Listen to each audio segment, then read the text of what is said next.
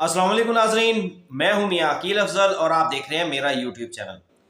नाजरीन, पाकिस्तान तहरीक इंसाफ ने 9 मई के मुकदमात की शिकायत चीफ जस्टिस याहिया आफरीदी के लगा दी। इसके अलावा दूसरी खबर जिस पर हम बात करेंगे, हाई कोर्ट के 6 जजिस के खत पर, इस्लामाबाद हाई कोर्ट की जानिब से जो 6 जजिस का खत लिखा गया था उस पर भी चीफ जस्टिस याहिया आफरीदी ने कार्रवाई का आगाज कर दिया है। ये कार्रवाई क्या की जा रही है, इसकी तफसीलात आपके साथ जरूर शेयर करूंगा। तीसरी खबर जिस पर हम बात करेंगे, अलीमा खान, उस्मा खान और फवाद चौधरी, इन तीनों के खिलाफ 9 मई को फसादात की का जिम्मेदार करार देने की रिपोर्ट जो है वो जारी कर दी गई है। ये रिपोर्ट क्या है, क्या तफसीलात हैं, ये भी आपके साथ शेयर करूंगा। इसके अलावा छोटी मोटी खबरें जो है वो भी साथ चलती रहेंगी। तो इससे पहले कि मैं अपने आज के इस व्लॉग का आगाज करूं, मेरी आपसे दरख्वास्त है फौरी तौर पर यूट्यूब पर जाएं, चैनल को सब्सक्राइब कर दें और बेल आइकन का बटन प्रेस कर दें ताकि मेरी जानिब से बनाई जाने वाली तमाम वीडियोस आप तक फौरी पहुंच सकें। अब नाजरीन, बाकायदा आज के इस व्लॉग का आगाज करते हैं सबसे पहली इस खबर के साथ कि उलिमा खान और उस्मा खान को 9 मई के मुकदमात का जिम्मेदार जो करार दिया गया है, ये मुकदमा है क्या? लाहौर में इंसदाद दहशतगर्दी की अदालत जज अरशद जावेद, उनकी अदालत में 9 मई के हवाले से मुकदमात की 4 मुकदमात की समाअत हुई। इन मुकदमात की समाअत के दौरान जीआईटी की जानिब से, जो लाहौर में पुलिस की जानिब से बनाई गई थी, उसकी एक रिपोर्ट जो जमा करवाई गई और उस रिपोर्ट में यह करार दिया गया है कि 9 मई को पाकिस्तान मुस्लिम लीग नून और इसके अलावा जो मुख्तलिफ उसके दफातर को और जो दीगर जगहों पर जलाओ घेराव के वाक़यात हुए थे, उनमें अलीमा खान, उस्मा खान और फवाद चौधरी जिम्मेदार करार दिए गए हैं।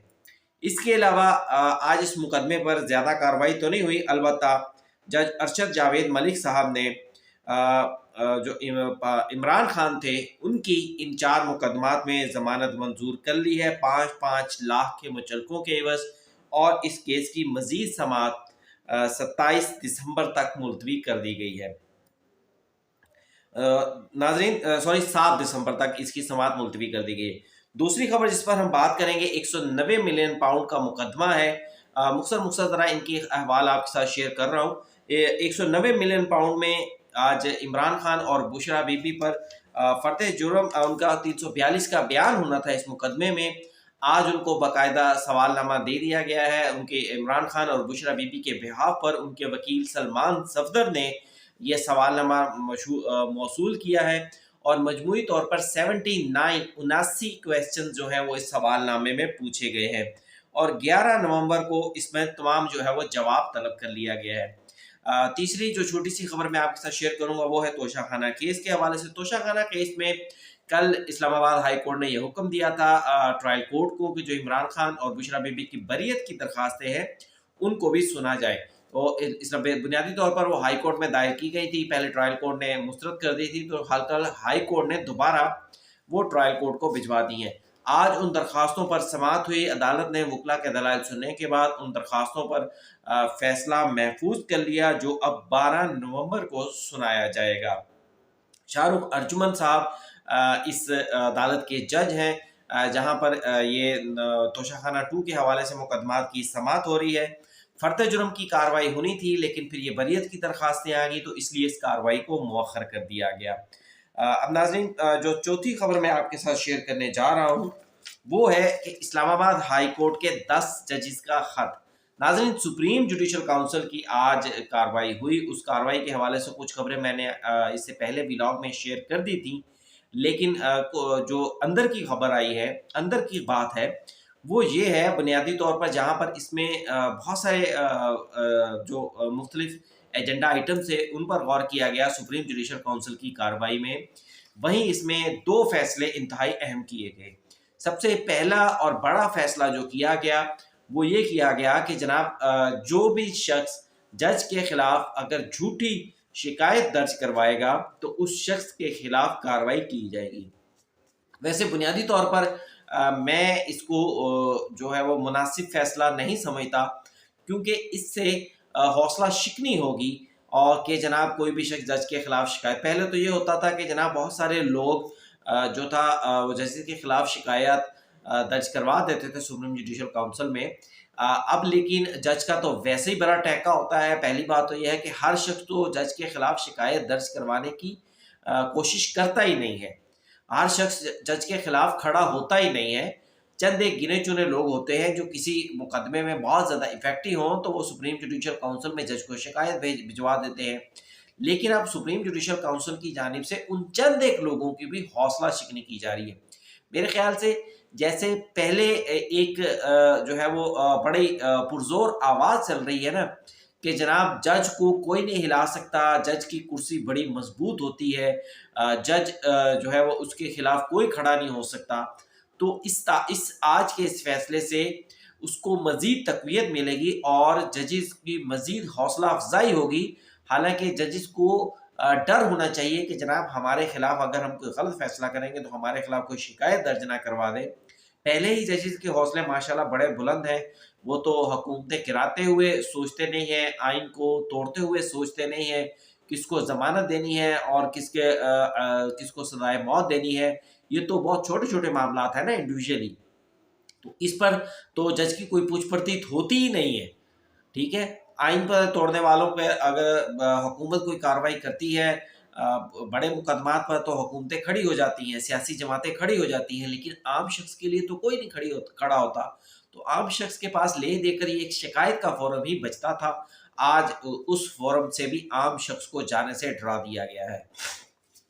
ناظرین، دوسری خبر جس پر میں آپ کے ساتھ شیئر کروں گا وہ ہے سپریم جوڈیشل کونسل میں جو دوسرا ایجنڈا آئٹم نمبر 2 پر غور کیا گیا، اس میں ایک یہ بھی تھا اسلام آباد ہائی کورٹ کی جانب سے ججز کا جو خط لکھا گیا تھا جس میں یہ شکایت کی گئی تھی سابقہ چیف جسٹس قاضی فائز عیسیٰ کے دور میں کہ جناب ہم پر بڑا دباؤ ڈالا جا رہا ہے. اگرچہ وہ شکایتیں تمام چیف جسٹس قاضی فائز عیسیٰ کے دور سے پہلے کی تھیں، لیکن اس پر ایک واویلا کھڑا کر دیا گیا کہ چیف جسٹس قاضی فائز عیسیٰ نے پہلے کمیشن بنانے کی کوشش کی، اس کمیشن کے اوپر بڑا اعتراض کیا گیا، پھر الٹیمیٹلی جو تھے وہ کمیشن کے جن کو بنایا جا رہا تھا، میرے ذہن میں فی الحال ان کا نام نہیں آ رہا، ان کو تصدق حسین جیلانی صاحب بڑے شریف آدمی تھے، ان پر جب ہمارے ڈالر ٹریوبرز نے ان پر حملہ کر دیا تو پھر وہ بیچارے عزت بچا کر سائڈ پر ہو گئے اور اس کمیشن کی جو تھا وہ سربراہی لینے سے انہوں نے انکار کر دیا. پھر اس کے بعد کہا گیا کہ جناب چیف جسٹس قاضی فائز عیسیٰ 100 موٹو کیوں نہیں لیتے. پھر چیف جسٹس قاضی فائز عیسیٰ نے 100 موٹو لے لیا، عدالت میں کارروائی شروع کر دی، لیکن پھر اس پر بھی ہمارے ساتھی جو تھے وہ جن کی محبتیں پاکستان تحریک انصاف کے تحت تھیں وہ مطمئن نہیں ہوئے اور انہوں نے مزید کرٹیسزم کی. الٹیمیٹلی ہوا کیا کہ وہ مقدمہ ٹھپ ہو گیا. اب چیف جسٹس یحییٰ آفریدی نے اس بینچ سے علیحدگی اختیار کر لی تھی کیونکہ جب قاضی فائز عیسیٰ صاحب نے جو بینچ تشکیل دیا تھا اس میں چیف جسٹس یحییٰ آفریدی شامل تھے، لیکن انہوں نے کہا تھا جناب اس معاملے پر 100 موٹو نہیں ہونا چاہیے، سپریم جوڈیشل کونسل میں کارروائی ہونی چاہیے. تو یحییٰ آفریدی صاحب نے آج سپریم جوڈیشل کونسل میں 209 آئین کا جو آرٹیکل اس کا سیکشن 8 جو ہے ججز کے حوالے سے کوڈ آف کنڈکٹ کے حوالے سے اس میں ترمیم کا فیصلہ کیا ہے، لیکن یہ ترمیم کی نہیں گئی. اس کی وجہ یہ بتائی گئی ہے کہ کیونکہ یہ کوڈ آف کنڈکٹ صرف ججز پر نہیں بہت سارے اداروں کے دوسرے افسران پر بھی لگتا ہے، جیسے چیف الیکشن کمیشنر پر بھی لگتا ہے اور بہت سارے دیگر جو آزاد ادارے ہیں ان پر بھی یہ کوڈ آف کنڈکٹ لگتا ہے. تو اس لیے اس میں مزید مشاورت کی جائے گی اور اس کو آئندہ اجلاس میں ڈسکس کیا جائے گا.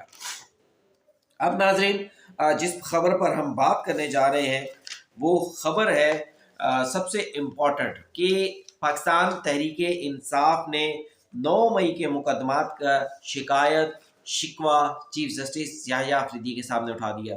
اب بات یہ ہے کہ سپریم جوڈیشل کونسل ملک کا ایک اعلیٰ ترین ادارہ ہے اور اس میں اجلاس جو تھا وہ بلایا گیا اور وہاں پر پاکستان تحریک انصاف کے لوگ بھی ظاہری بات ہے 2 لوگ جو حکومت نے ابھی 26ویں آئینی ترمیم کی ہے اس کے بعد انہیں اس اعلیٰ ترین فورم کا جو ہے وہ اس کا ممبر بنا دیا گیا. شبلی فراز اور عمر ایوب ان دونوں کو اس کا ممبر بنا دیا گیا. اب ناظرین 9 مئی اس خبر پر آنے سے پہلے میں اس کا تھوڑا سا پس منظر بھی آپ کو بتا دوں. آج صبح GHQ راولپنڈی اور ISI کے دفتر پر 9 مئی کو حملہ کرنے کے الزام میں پاکستان تحریک انصاف کے بہت سارے جو تھے ملزمان رہنماؤں کے خلاف یہ مقدمے کا اندراج تھا۔ تھانہ آرے بازار میں 125 ملزمان ہیں مجموعی طور پر۔ اس کیس میں 125 ملزمان میں سے 102 ملزمان تو پیش ہوتے ہیں، جبکہ 23 ملزمان جن میں شاہ محمود قریشی بھی شامل ہے یہ پیش نہیں ہوتے۔ آج اس مقدمے کی سماعت کے لیے جب دیگر ملزمان پیش ہوئے جن میں عمر ایوب بھی تھے اور دیگر ملزمان جو تھے، عمر ایوب تھے، شیخ رشید تھے، راجہ بشارت تھے، صداقت علی عباسی تھے، شبلی فراز بھی تھے، تو وہاں پر شبلی فراز نے یہ بنیادی طور پر یہ ایشو اٹھایا۔ وہاں پر انہوں نے میڈیا ٹاک کی اس مقدمے کی سماعت کے بعد۔ اس مقدمے کے جہاں پر اس کی مختلف کارروائی بنیادی طور پر یہ ہوئی کہ جناب 125 ملزمان پورے نہیں تھے، فرد جرم عائد نہیں ہو سکی، 125 ملزمان ہیں، 102 اب تک پیش ہو چکے ہیں، 23 پیش نہیں ہو سکے، تو عدالت نے اس فرد جرم کی کارروائی کو مؤخر کر دیا اور مزید جو ہے وہ کیس کی کارروائی نہیں چل سکی۔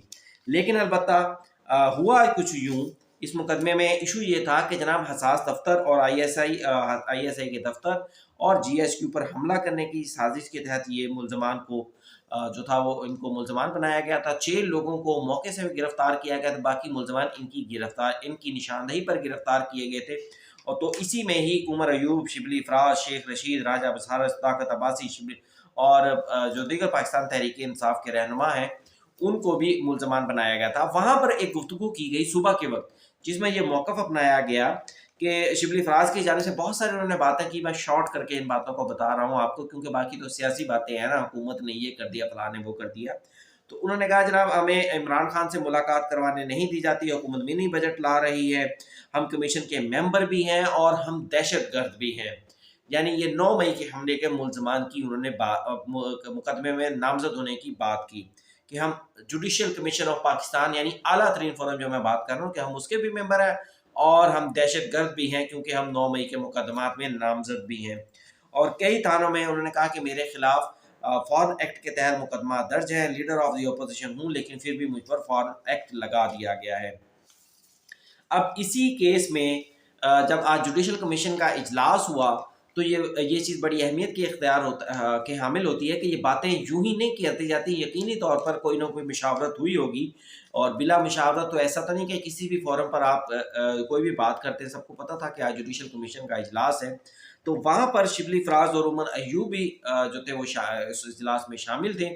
تو کچھ لوگوں کا کہنا ہے کہ جناب شبلی فراز نے بات کی، کچھ نے کہا کہ عمر ایوب نے بات کی، بہرحال دونوں نے ہی اسبات میں سر ہلایا۔ اگر عمر ایوب نے بات کی تو شبلی فراز نے اسبات میں سر ہلایا، اور اگر شبلی فراز نے بات کی تو عمر ایوب نے اس کو درست قرار دیا۔